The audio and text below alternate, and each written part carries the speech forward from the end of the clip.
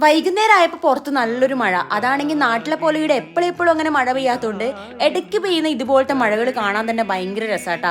പിന്നെ വേറൊരു പ്രശ്നം എന്താണെന്ന് വെച്ചാൽ ഇങ്ങനെ മഴ പെയ്യുന്ന സമയത്തായിരിക്കും എന്തെങ്കിലും കാര്യമായിട്ട് കഴിക്കാനും എന്തെങ്കിലും കാര്യമായിട്ട് കുക്ക് ചെയ്യാനെല്ലാം തോന്നുക. കുക്ക് ചെയ്യാൻ ഭയങ്കര മൂടായിരിക്കും. അങ്ങനെ ഞങ്ങൾ ഇന്ന് രണ്ടാളും കൂടി കുക്ക് ചെയ്യാൻ വേണ്ടി പോവാണ് ഗൈസ്. ദാ മുട്ടയൊക്കെ എടുത്ത് അങ്ങ് മിക്സ് ചെയ്യുന്നുണ്ട്. ദാ ഈ ഉണ്ണി പൊട്ടുന്നേ ഇല്ല, എന്താണെന്നറിയില്ല. ഞാൻ കുറേ നേരം കുത്തി ഞാൻ സാഹസികമായി ശ്രമിച്ച് ഞാനതങ്ങനെ പൊട്ടിച്ചു ഗൈസ്.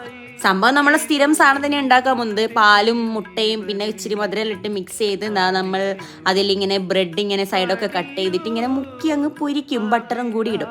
ഇടയ്ക്കിടയ്ക്ക് ഉണ്ടാക്കുന്ന സാധനമാണെങ്കിലും നമ്മളങ്ങനെ പ്രത്യേകിച്ച് പേരൊന്നും പറഞ്ഞ് വിളിക്കില്ല. നിങ്ങൾക്ക് ഇതിന് എന്ത് പേര് പറഞ്ഞെങ്കിലും വിളിക്കാം. ആർഭാട് ഒട്ടും കുറക്കണ്ടെന്ന് വെച്ച് ഒരു കട്ടനും കൂടി അങ്ങ് ഇട്ടു. ഇനി നമുക്ക് മഴ കണ്ടുകൊണ്ട് ചായ കുടിക്കാം.